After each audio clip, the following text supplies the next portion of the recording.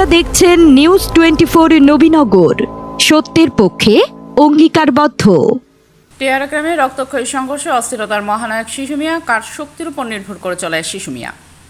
ব্রাহ্মণবাড়িয়া নবীনগর উপজেলার বিটঘর ইউনিয়নের টিয়ারা গ্রামে দীর্ঘদিন ধরে সংঘর্ষ, বিরোধ ও সামাজিক অস্থিরতা নিয়ে উদ্বেগ প্রকাশ করছেন স্থানীয় বাসিন্দারা। এসব ঘটনার প্রেক্ষাপটে দুবাই প্রবাসী আতিকুর রহমান শিশু মিয়া নামে এক ব্যক্তির বিরুদ্ধে বিভিন্ন অভিযোগ তুলেছেন এলাকার একাংশের মানুষ।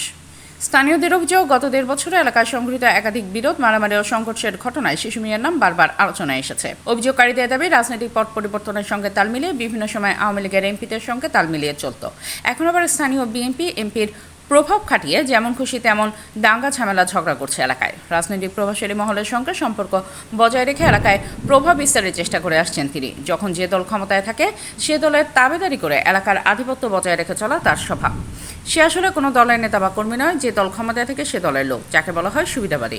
বর্তমানে এলাকাবাসীর একাংশের ভাষ্য অনুযায়ী সাম্প্রতিক সময়ে সংঘটিত একটি রক্তক্ষয়ী সংঘর্ষ সহ বেশ কয়েকটি বিরোধপূর্ণ ঘটনার পেছনে তার অনুসারীদের সম্পৃক্ততার অভিযোগ রয়েছে।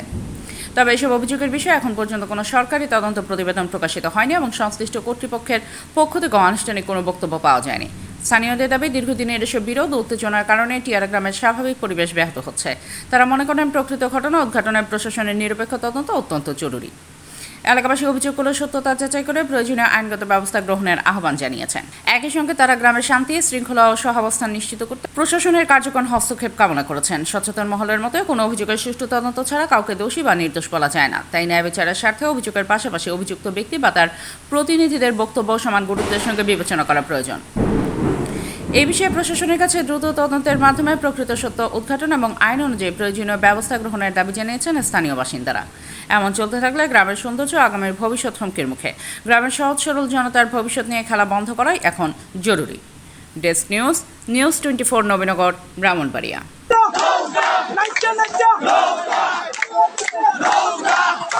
আমরা বাদল ভাইয়ের পক্ষে নির্বাচন করেছি। নৌকা মার্কায় বিজয় হয়ে আমরা আনন্দমোহর উৎসবে ইনশাআল্লাহ আমার বাড়িতে এসে পৌঁছেছি।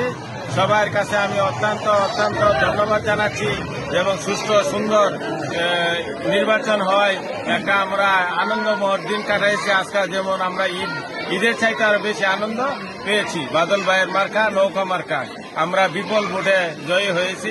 আমরা শুভকামনা করছি বাদল ভাই আগামীতে এমপি হোক আর আমাদের যে কোনো কাজের জন্য ওনাকে আমরা ব্যবহার করতে পারি। টিয়ারা থেকে 2792 ভোট নৌকা পেয়েছি। পুরা 2880 ভোট কাজ হয়েছে, 2792 ভোট নৌকা পেয়েছে, বাকিটা অন্যান্য মার্কা পেয়েছে।